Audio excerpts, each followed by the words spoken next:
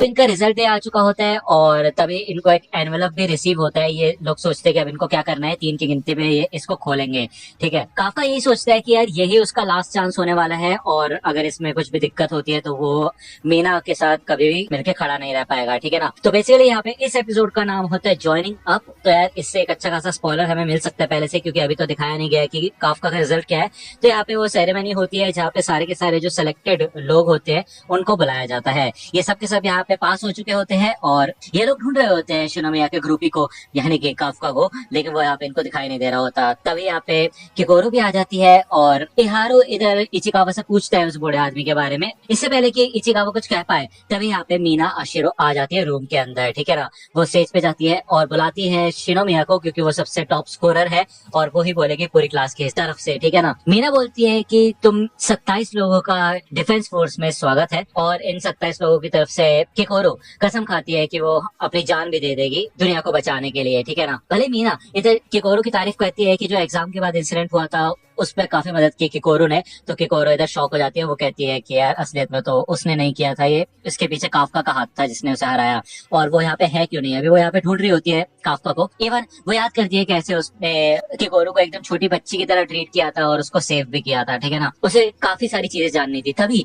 यहाँ पे हमें दिखाया जाता है कि काफका फाइनली यहाँ पे एंटर कर जाता है और भाई इसको देख के तो किकोरो ब्लश ही करने लग जाती है और कुछ बंदे भी उसको देख के थोड़ा सा खुश होते हैं। ओके, यहाँ पे हमें पहले का सीन दिखाया जाता है इन लोगों की मीटिंग का। बताया जाता है कि नंबर 2032 काफका हिबिनो फेल हो चुका है क्योंकि पूरे फिटनेस एग्जाम में उसने सबसे कम स्कोर किया है और एप्टीट्यूड टेस्ट में भी उसका 0 स्कोर हुआ है। तो उसके बारे में कुछ बात करने जैसा बनता नहीं है। लेकिन मीना यहाँ पे कहती है मुझे नहीं, इतने में होशिना कहता है कि ठीक है फिर मैं रख लूंगा उसको, चिंता वाली कोई बात नहीं है। तो होशिना को तो भाई पता नहीं क्या अटैचमेंट हो गई है काफका से। वो कहता है कि भले उसके नंबर बिलो एवरेज है, वो एक ऑफिसर बनने लायक नहीं है, लेकिन पिछले एग्जाम में उसने दुश्मन के वीक पॉइंट्स को पता लगाया था और बाकी लोगों की भी मदद करने की कोशिश की थी। इसके अलावा वो बंदा काफी फनी है यार।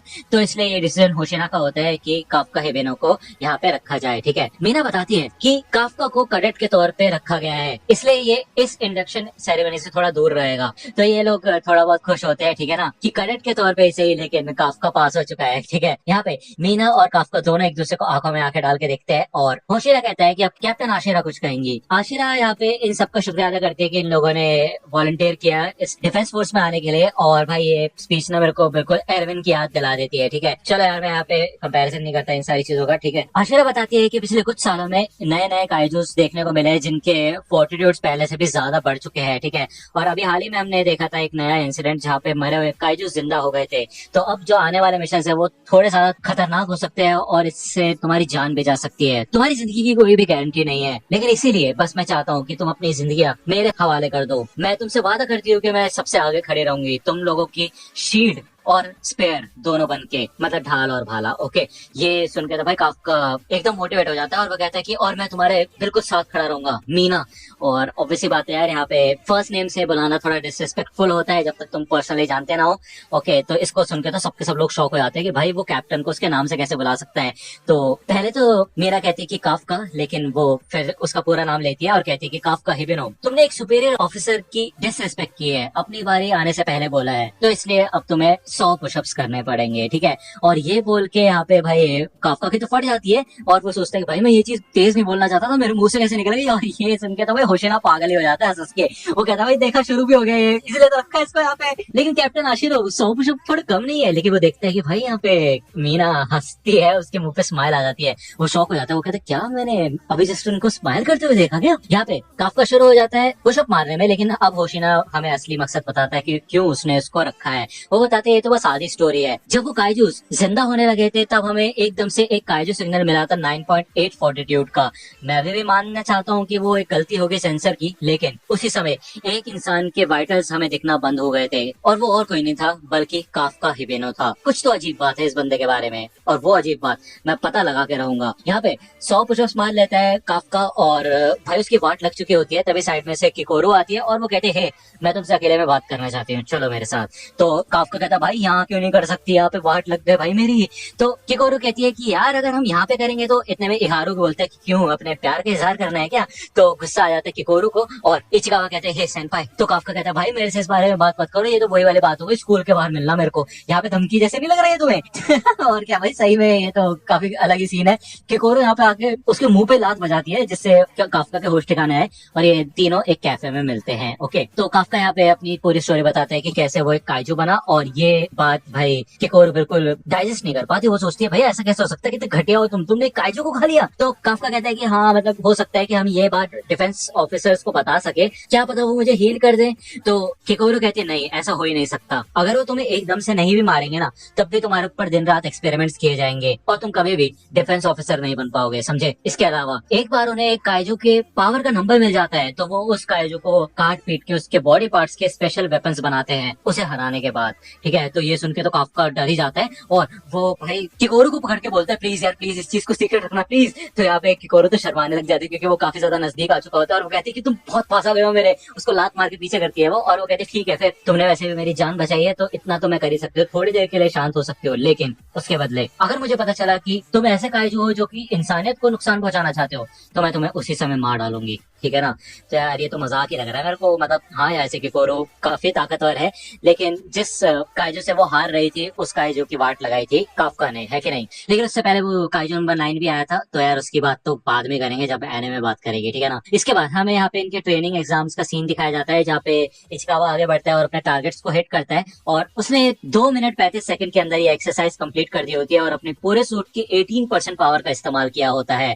ओके, इसके बाद इहारू आता है, और इहारू पता नहीं क्यों इचिकावा से अपना कंपटीशन लगाने की कोशिश कर रहा होता है। वो कहता है कि वो इचिकावा से पीछे नहीं हटेगा, और वो 2 मिनट 15 सेकंड का टाइम सेट करता है, और इसमें अपना मिशन पूरा करता है, यहाँ तक कि वो अपने 20% पावर का इस्तेमाल कर पाता है इस सूट के, ठीक है। वही किकोरू 1 मिनट 16 सेकंड के अंदर ही अपने सारे टारगेट्स की वाट लगा के रख देती है, और साथ ही साथ 55% कॉम्बैट पावर का इस्तेमाल कर पाती है। तो यार किकोरू तो है एकदम कमाल की, ये सब के सब अपने कमाल की पावर्स को दिखाते हैं, ठीक है ना। भाई काफका को तो 6 मिनट 39 सेकंड लगे होते हैं अपने टारगेट्स की वाट लगाने में, और अपनी कॉम्बैट पावर का सिर्फ 1% यूज किया होता है उसने भाई।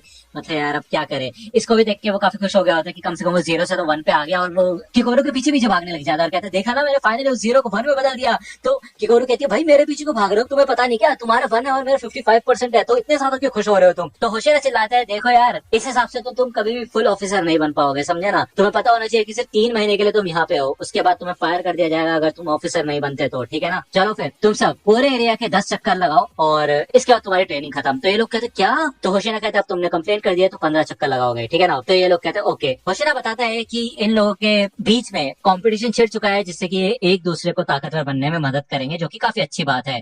जिसके बाद ये लोग यहाँ पे भाई बात लेते हैं आके, भाई इहारू और इचिकावा दोनों अपने बाइसेप्स वगैरह कंपेयर कर रहे होते हैं, और तभी काफका उठ के बताता है, बोलता है कि देखो एक बड़े आदमी की बॉडी कैसी होती है। हाँ, यहाँ पे वो अपनी मसल्स फ्लेक्स कर रहा होता है, तो मेरे को भी लगता है यार क्या बात है यार। लेकिन इतने में भाई उसकी तोंद बाहर आ जाती है, और इहारू भाई पागलों की तरह हंसने लग जाता है। वो कहता है कि क्या भाई ये स्पेयर टायर लेके कहा जा रहे हो तुम, इस तरीके से डिफेंस फोर्स में नहीं जा पाओगे तुम। ये सबके सब लोग अपने वेट की जब तारीफ कर रहे होते हैं, तभी यहाँ पे आओई आता है। अब तुम्हें पता आओई की बॉडी बहुत ज्यादा कमाल की, और वो फिटनेस एग्जाम में भी फर्स्ट आया था, ठीक है। तो इसको देख के तो सबके सब पानी में कूद जाते हैं और कहते हैं कि नहीं भाई बस हम यहाँ पे ये देख रहे थे कि कौन सबसे पतला है हम में से, ठीक है ना। यहाँ पे काफका को काफी अच्छा महसूस हो रहा था भाई। दूसरी और इधर किकोरू और बाकी लड़कियां आती हैं जब इधर बात लेने के लिए, तो इधर ऑलरेडी मीना बैठी होती है, और वो कहती है चिंता मत करो मैं बस यहाँ से निकलने ही वाली हूँ, ठीक है। मीना किकोरू से पूछती है कि अब तुम कैसी हो, और मीना की मसल्स वगैरह को देख के भाई किकोरू सोचते है कि क्या बात है यार, कितनी कमाल की मसल्स है, वो भी बिल्कुल सही मात्रा में।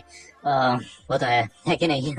तो मीना पूछती है क्या हुआ, तो किकोरू कहती है कि नहीं बस मैं सोच रही थी कि आप किस टाइप की ट्रेनिंग करते हो। तो मीना कहती है अच्छा ठीक है आओ मेरे साथ आके खड़े हो, मैं तुम्हें सिखाती हूँ बेसिक्स, ठीक है। तो ये सुन के तो शर्मा सी जाती है किकोरू, और वो कहते हैं थैंक यू। यहाँ पे इहारू इन सबसे पूछता है कि तुम्हारा मेन मोटिव क्या था डिफेंस फोर्स में आने का।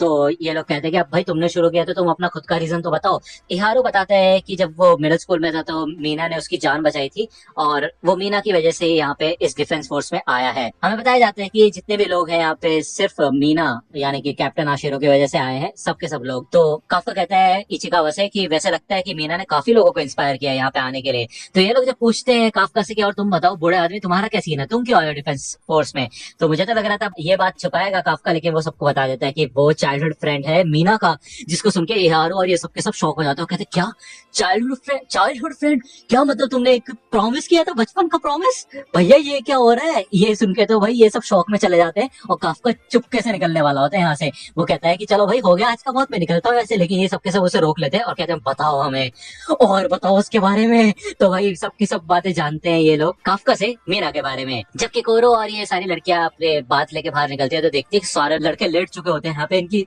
वाट लग चुकी होती है क्योंकि गरम गरम स्टीम बात थी तो इनको बुखार हो चुका होता है। किकोरो को पता चलता है कि भाई ये सब लड़के कैप्टन आशिरो के बारे में बात कर रहे थे इसलिए इनकी ये हालत हुई है, ठीक है ना। जिसके बाद हमें इन लोगों के ट्रेनिंग के अलग अलग सीन दिखाए जाते हैं और भाई इनमें से बीच में एक सीन होता है जहाँ पे मीना का जो टाइगर होता है व्हाइट वाला वो काफका को पहचान जाता है, एक तरीके से घुर रहा था उसके ऊपर लेकिन कंफ्यूज हो जाता है। तो यार ये भी काफी खतरनाक सीन है भाई, वो तो फाड़ देगा एकदम, है कि नहीं। इन सबके चलते अभी भी काफका से गन वगैरह नहीं उठ रही होती है लेकिन वो फिर भी अपनी पूरी कोशिश कर रहा होता है मेंटेन करने के लिए। हमें यहाँ दिखाया जाता है जब सबके सब लोग सो रहे होते हैं तो वो रात में जग के पढ़ाई वगैरह कर रहा होता है क्योंकि उसको हार नहीं माननी। ओके, तभी यहाँ पे वाइस कैप्टन होशिना आता है। वो कहता है कि वैसे देखा जाए तो अपना बेस्ट देने की कोशिश कर रहे हो तुम, है ना। तो काफका कहता है कि हाँ मैं फायर नहीं होना चाहता ना। तो होशिना कहता है क्या कैप्टन आशिरो के लिए। तो काफका उठ के खड़ा हो जाता है और कहता है कि आपको कैसे पता चला। तो होशिना कहता है कि तुम बता रहे थे ना सबको बात लेते हुए, अब मैं अगर तुमसे ये बोलूं कि इस जगह पे जो भी तुम बोलोगे हर चीज वो रिकॉर्ड हो जाएगी तो क्या बोलोगे तुम। काफका कहते हैं नहीं वैसी बात नहीं है, मैंने बस उससे प्रॉमिस किया था कि मैं उसके साथ खड़ा होकर लड़ूंगा। तो होशिना कहते हैं इसका मतलब ये है कि तुम मेरा वाइस कैप्टन का स्पॉट लेना चाहते हो। तो काफका कहता है अरे नहीं नहीं ऐसी बात नहीं है बट